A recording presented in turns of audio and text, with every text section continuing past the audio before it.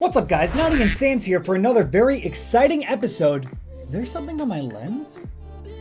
Very exciting episode of Learn How to Edit Stuff. Today we're going to talk about editing reels and why they are important for you to get a job. I mean, it's not really just for you to get a job, it's for you to showcase all the work that you've worked on in one conveniently easy to view place. When you send somebody your resume and reel, they're probably not going to read the resume first. They're going to watch your reel, and if they like the reel, they will continue to read the resume. So it is your first impression to anybody that sees it, to everybody that you send it to. It needs to be good. You need to grab their attention and make them want to hire you. Now for me, right now, I don't necessarily need an editing reel because I have a full-time job. I am director of post-production at 1UP Studios, so I do have a full-time position. I'm not going out and actively trying to find freelance work or anything like that, but I did re-edit my reel to give you guys an example of what I would want to see if I was getting an editor reel into my inbox. Recently, I've been looking to bring on editors into 1UP Studios, and I've had to review probably 40 or 50 reels over the last week. 99%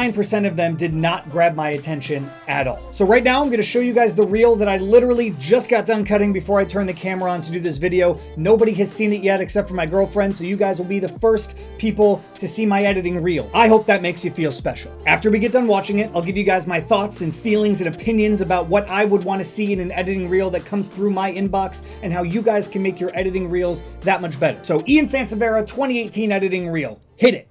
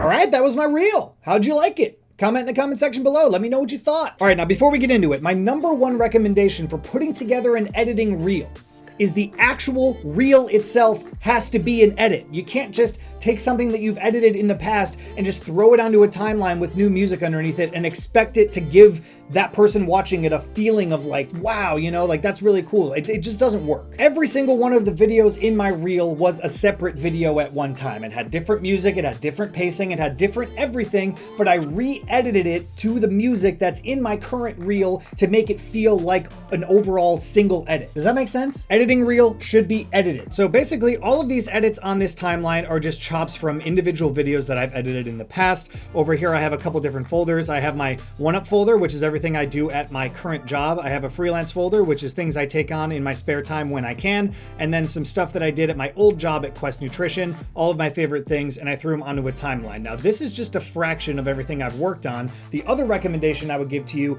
is pick the most beautiful things you've worked on, the best shots in your pieces, the things that get you the most excited, the things that you're like, wow, that's a really dope shot. put those in your reel and edit it well, because if it feels good to you, it will feel good to other people. The passion has to come through in the edit. You have to pick music that you're really attached to. It doesn't have to be something like I picked, you know, if you like K-pop or whatever, use K-pop, but make it feel energetic and make it feel uniquely you, and then that way it will come across to the person watching it, and it's gonna be an overall better experience for everyone involved. So to give you some context, this part of the reel right here, well, let's watch it through real quick. The girl walking up here onto the roof, walking towards this girl, eyes, and this rooftop shot. So in the actual video that I edited for my buddy Kyle, this is one of his music videos, and that shot actually happens at the end of the video, right here.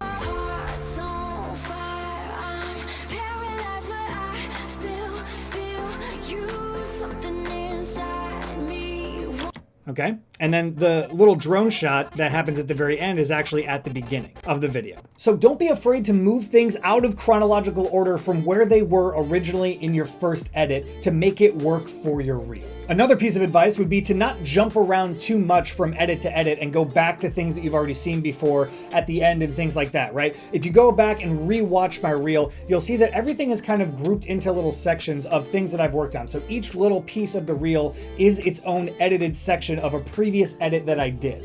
I can't stress the importance enough of editing your editing reel. When I watch it, I want it to feel like its own individual video and not just a bunch of things that have been thrown on a timeline with a different song underneath it. If you take nothing else away from this video, that is what I want you to take away. Edit your editing reel, please. Please do it. Jumping in at the very beginning, my name is on screen for like a second and a half, and then it tells the person what it is, and then it jumps straight into the reel. Don't waste a lot of time with fancy titles at the very beginning or After Effects templates that you bought on Video Hive or anything like that. You don't want it to start off feeling cheesy, if that makes any sense. I decided to take the high road and just do white text on a black background, my name, and then what you're about to watch, and then jumping straight into it. Simple is better. If you work on commercials or weddings or short films or feature films or music videos or anything, you're gonna wanna showcase at least a little bit of all that stuff throughout your reel so that somebody can get the overall feeling that you're a well-rounded editor, that you can edit more than just one thing. I feel like that's pretty important to showcase all of the things that you're passionate about and also that you have experience editing.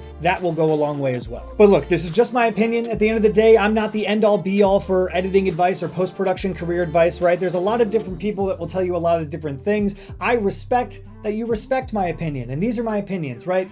First and foremost, edit your editing reel, make it a really good edit. Second of all, make it uniquely you, pick music that you think is really exciting to you, and make it something that you're proud of watching, that you want to rewatch over and over again. Third, pick the most beautiful shots and the coolest things that you've edited to go in your reel, because if you think it's cool, chances are a lot of other people will think it's cool. And number 4, have fun with it. If you're not having fun, chances are the person watching it isn't having any fun. And what's the point of doing all this stuff if we're not having a little bit of fun, am I right? Well, that's it for me today. I hope you learned something valuable. I hope you're gonna go now and start editing your reel and use this video as a constant reference on how to make it great. Once you're done editing your reel, tweet at me, @NaughtyandSans, with the link where I can review it and I'll give you some feedback if you want it. Just hit me up on social. That's what it's there for, @NaughtyandSans, Instagram, Twitter.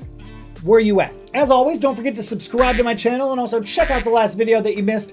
We're almost running out of time here in 2017. We got one more video left until 2018 hits us in the face. Subscribe, check out the last video that you missed, and I will see you next week. Send me your reels.